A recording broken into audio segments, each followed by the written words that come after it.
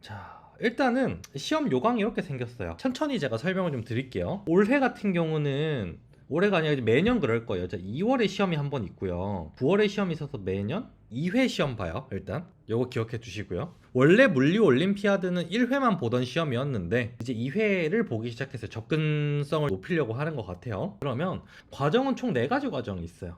초급, 중급, 고급, 전문가. 근데 우리는 얘는 신경 쓰지 않기로. 신경 쓰지 않는 이유는 뭐냐?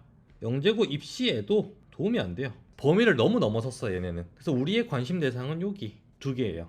우린 여기까지만 관심 대상으로 둘 거고, 시험 시간은 딱 1시간 봐요. 중급 같은 경우 9시 반부터 10시 반에 받고, 초급은 11시 반부터 12시 반, 이렇게 딱 1시간씩만 시험을 봅니다. 시험 시간이 굉장히 짧죠. 원래 물리 올림피아드는 3시간이었거든요. 근데 지금은 1시간으로 줄었어요. 그 다음에 이제 요건데, 우리는 일단 여기는 신경 쓰지 않기로 했으니까 신경 쓰지 말고 보면, 초급 같은 경우는 무슨 뭐 되게 복잡해요. 무슨 물리학 백과가 있는데 그 중에 기초적인 내용 뭐 이런 얘기가 나와 있고, 중급은 중학교 과학이랑 고등학교 통합과학 중에 라고 해놓고 실제 시험은 절대 이렇게 안 나오죠. 그 다음에 이제 또 물리대가 좀 특이한 게 있어요. 뭐냐면 무슨 상이 있고 승급이라고 해서 무슨 등급 같은 걸 줘요. 이게 뭐냐 하면, 상은 모든 과정 다 대상, 최우수, 우수, 대상, 최우수, 우수 이렇게 주고요. 그 다음에 초급 같은 경우는 좀 이름이 웃겨요. 으뜸, 버금, 보람. 중급은 골드, 실버, 브론즈 이렇게 줘요.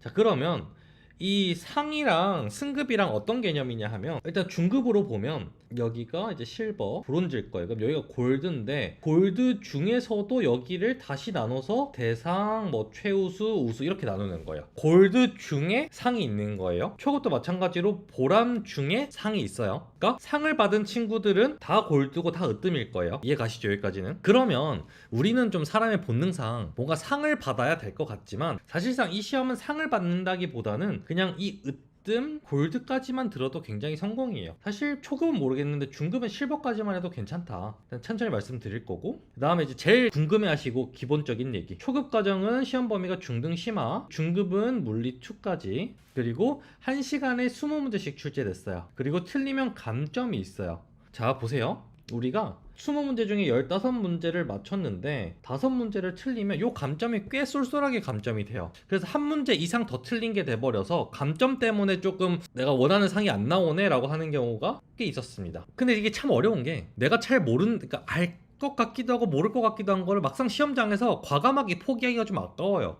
그런 게 있고요. 그러면 이제 우리가 초등 과정을 왜 제가 추천을 드리냐, 일단 중등 심화 과정까지 물리를 탄탄하게 하려고. 자, 제가 질문 하나 할게요. 우리 지금 중등 물리 공부하고 계신 분 있나요? 대부분 이 과정에서 애들이 흥미가 별로 없고요. 대부분 그래요. 흥미가 별로 없어요. 그리고 숙제를 잘 안 하려고 해요. 그럼 이게 왜 이런 일이 벌어지냐면, 좀 단순함기가 많아요. 특히 이게 중등 과정에서 조금 어려워하거나 재미없어 하는 경우가 많은데, 근데 이제 대회를 하나 신청을 해놓고 나면 이게 마인드가 달라지죠.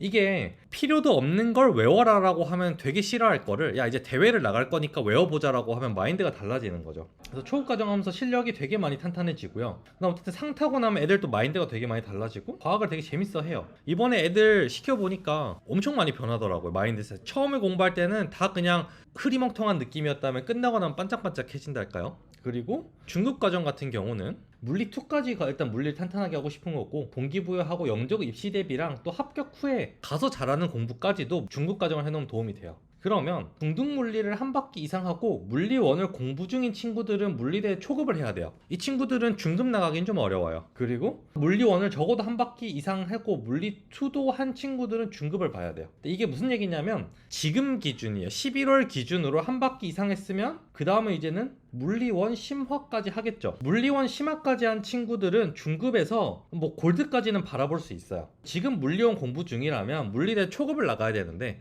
조금 애매할 수 있죠. 물리대 초급 시험에 어떤 시험지로 어떤 문제들이 나오냐면 보이시나요? 이게 막 어렵지 않아요. 그냥 뭐 과학 문제집에서 조금 어려운 문제들이라면 볼 수 있는 그런 문제들 위주로 내요. 얘는 사실 공식적으로는 초등 과학을 평가하기 위한 시험이거든요. 그러다 보니까 중등 물리 심화 수준까지 하고 나면 어렵지 않게 대부분은 풀고요. 근데 그게 있어요. 그냥 한 번 했다고 해서 다 기억하면 공부가 어려울 수가 없잖아요. 근데 전범위를 제대로 기억하고 이해하고 있어야지만 풀 수 있는데 우리가 이제 특정 파트를 자꾸 까먹죠. 그게 조금 문제가 되는 것 같아요. 그리고 또 가끔 까다롭게 물어보는 문제들이 있어가지고 최우수나 대상을 목표로 하려면 조금 깊이 있게 공부를 해줘야 돼요. 실제로 최우수나 대상까지 타는 친구들은 물리 1 이상을 공부했던 친구들이 꽤 많아요. 그 다음에 중급 시험 같은 경우 역학, 전자기, 그리고 이렇게 세 개를 한번 나눠볼게요. 세 개를 나누면 역학은 쉽게 얘기해서 그냥 물리 2까지 하시라는 거예요. 역학이 50% 정도 출제되고 얘가 30%, 얘가 한 20% 정도 출제가 되는데 역학은 물리 2까지 무조건 요구를 해요. 되게 명확해요. 실제로 그렇고 전자기 같은 경우는 물리 2까지 해놓으면 참 좋은데 물리 1으로 어찌저찌 커버는 되고 얘네는 진짜 그냥 중등 심화 수준으로 나와요. 고등 과정을 공부할 필요가 없게끔 출제됩니다. 이게 굉장히 중요한 내용이죠. 그러니까 어디에 우리가 힘을 줘야 될지가 나오죠. 우리는 힘을 여기에다 줘야 되죠. 그러면 자, 어떤 게 물리 1과 다른 걸로 나오냐? 지금 빨간색으로 표시한 내용들은 물리 1에는 안 나오고 물리 2에만 나오는 내용들이에요. 근데 이 문제들이 각각